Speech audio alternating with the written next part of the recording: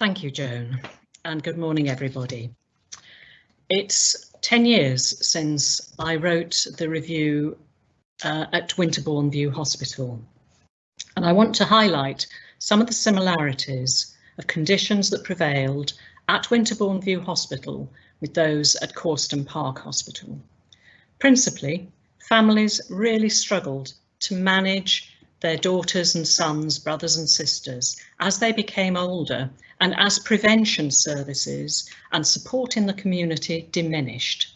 These families have lived through the impacts of sustained austerity and the massive cuts in budgets to local authorities. They were handed two options: you either carry on without support or you hand over total responsibilities. They were distressed to learn that there is a very low threshold for actually using the Mental Health Act, and people with learning disabilities and autism continue to be subject to protracted periods of detention under that Act. The commissioners, the health commissioners who fund these placements, hunted for places. In fact, Joanna's place was the 39th place that the commissioners had sought. They look for vacancies. They are not necessarily making decisions that are based on the track record of a service. These placements are fully funded by the NHS, and yet it's not known how much of the weekly fees are spent on the service provision for individuals. It may be recalled that at Winterbourne View Hospital, for example, one woman's care cost £15,000 for a single week. And certainly Joanna's parents and Ben's mother talked about the thousands that are spent on their care. Joanna's parents said they thought it was £1,000 a day for her care. And yet there is no oversight of how that money is spent, which is astonishing when we are so concerned about the funding of our public services. Both hospitals lost sight of their mandated purpose. They were about assessment, treatment and rehabilitation, and yet what is very clear at both hospitals was the drift of assessment and treatment. People's days were characterised by sedentary activities, boredom, acute boredom. In fact, their activity levels resemble those of much older people who are very fragile and very frail. They were subject to the treatment of a very familiar variety that we associate with assessment and treatment units. That is medication, particularly sedative medication, restraint, and the use of seclusion, and observations of different varieties, either one-to-one generic observations or whatever. But these change over time, and the changes aren't necessarily documented or the rationale for those changes. People's families were discouraged from visiting. Very few families actually had access to where people were sleeping, for example. And they described a hurtful lack of interest in the biographies of their relatives. People's physical health care was not addressed, and that most particularly includes delays in accessing emergency care. So for two people, at Corston Park Hospital, they wanted help. They very much wanted emergency help, and that wasn't available to them.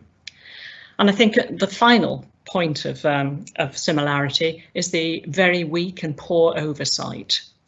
The stewardship of public resources requires attention. How is this money being spent? Where is it going? If there are differences, there are two that come to mind most particularly. One is that Winterbourne View Hospital became a support worker-led hospital. That couldn't be said of Corston Park Hospital. The other difference is that 3 young adults died within 27 months of each other. I was always surprised that deaths did not arise at Winterbourne View Hospital, because we witnessed, didn't we, the punitive and unsafe methods of restraint that were deployed by untrained people at that hospital. So Joan has given us a glimpse of two people's lives. I'm going to tell you a little bit more about these 3 people. Joanna had epilepsy, and that had a huge impact on her own life and that of her family. She had a weight problem and she suffered from sleep apnea, and until she was admitted to Causton Park Hospital, she used a CPAP machine to assist her breathing at night time. Joanna had some insight into her support needs, and she was very troubled. She wanted independence. She wanted to be like other people. She wanted the sorts of opportunities that she saw her peers enjoying. And at one stage she said, I can't carry on. I need help. And the sort of help that she received was specialist hospitals and ultimately Causton Park Hospital. Her family believed that she was receiving one-to-one support for her epilepsy, and also that she was using her CPAP machine. However, neither of these turned out to be factual. The hospital believed that Joanna was capable of deciding that she didn't want to use her machine and capable of deciding that she didn't want to attend clinic appointments for her epilepsy, for example. And the hours before Joanna died, she had an epileptic fit, and staff observed she's playing up. She shouldn't be minded. No one attempted resuscitation when she was found, and the frequency of nighttime checks was unknown to the staff who were on duty. They didn't know how to use the CPAP machine, and the recording concerning the events surrounding Joanna's death were amended at the hospital. Moving on to John. John had experienced very many specialist placements before he was finally transferred to Causton Park Hospital. He went from another private hospital directly to Causton Park. And it wasn't clear that John had a mental illness. Certainly his behaviour troubled a great many people. At the hospital, he was up a great deal in the night, and yet he slept during the day. And some of the many incidents that the hospital recorded about his behaviour could have been attributed to sleep deprivation. The interesting thing about John was that he was desperate for purpose and desperate to have a role in life. He too wanted an ordinary life that most of us aspire to. 7 months before he died, he made a card for other people to sign. It was a good luck card for him prior to him leaving the hospital. And he also talked about the sort of food he would like at a party that would celebrate his leaving. The interesting thing is, and the desperately sad thing is, that there was nobody working towards any date for that man's discharge, even though he was desperate to leave. He observed in the moments before he died, I can't breathe, I'm dying. He had asked to go to hospital a day before, and nobody appeared, although he was being observed, nobody appeared to notice that he had swallowed part of a plastic cup. Finally, Ben, who lived with his mother for most of his life, was taken to a residential unit when his mother required hospital treatment herself. He became acutely distressed and he was sectioned and taken to Causton Park Hospital. Ben had no clear mental illness, and the contact with his mother was discouraged by Causton Park Hospital. In fact, they even stated that Ben and his mother had attachment problems. Ben put on a great deal of weight when he was a patient at Causton Park Hospital, and this exacerbated his own sleeping problems. His mother pleaded with clinicians at Causton Park Hospital on the day before he died to get an ambulance for her son. She knew him, she knew his body, she knew when he wasn't well, and she pleaded with them to get help. No ambulance was summoned. And as he was dying, he was deprived of the elementary decencies of compassion, and CCTV images shared with his inquest demonstrate that Ben was subject to very rough handling and he was slapped. Those were his final moments. So these and other families with some contact at Causton Park, and I have to say also at Winterbourne View Hospital, collectively tell a very coherent story. Their relatives with learning disabilities and autism have suffered active developmental harms in their early lives. Some have been bereaved. Some have been subject to enraged beatings and assaults. Some have experienced sexual assaults. They've suffered haphazard removals from one service to another.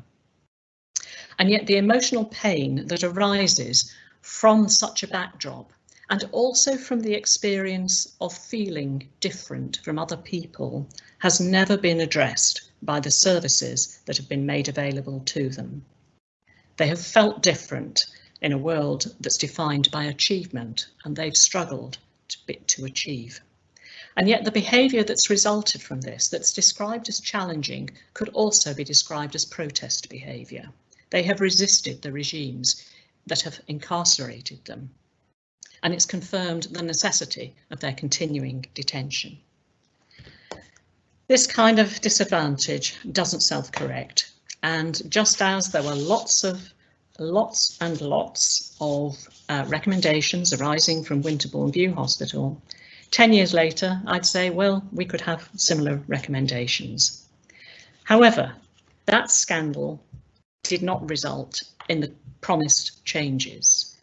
We were promised that there would be a reduction in reliance on inpatient facilities, and that would come in 2014. That date came and went, and there are still over 2,000 people placed at facilities such as Causton Park Hospital.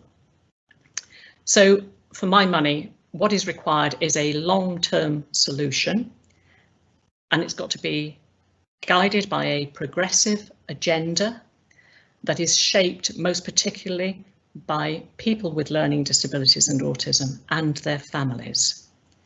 And it's necessary too that assessment and treatment of the variety that has become so horribly familiar is excluded from this altogether.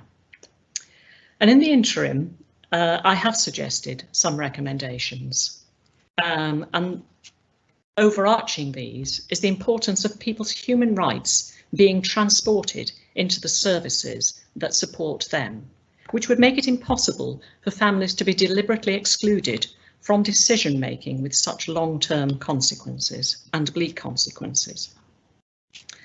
All levels of an organisation should be held to account, and so I've proposed a review of the current legal position of private companies and their governance and conduct, companies that are providing services to people with learning disabilities, autism and mental health challenges. We have to understand their corporate structures, because some of these, as they currently exist, undermine accountability and the responsibility of people at all levels. It's important that those who are commissioning services have up-to-date knowledge of what it is they're commissioning.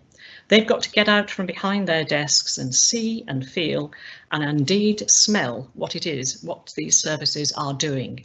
They have to have fine-grained information about people's day-to-day experiences. It's not enough to have reviews every few months and to receive copies of minutes arising from those. These services have not enhanced people's lives or indeed enhanced their life chances. It's important too that the reform of the Mental Health Act, which families have sought because we've seen the tragedies that can arise when people are detained almost indefinitely. We have to look at the implications of these reforms, and we have to seek assurance that detention will not come through another route, that is through Liberty Protect safeguards and the mental capacity legislation, for example. And we have to look at oversight, and we have to look at what it is that we want inspectors to do. And we have to rebalance what has been previously the medical admissions and social care responsibility for the discharge. So as I've said, we need whole system change. It's going to be long term. It can't happen tomorrow because of the huge disinvestment in local authority provision, but it must happen. And I think it would be right that we honour Joanna and John, and then by ensuring that that results from these bleak events at Causton Park Hospital.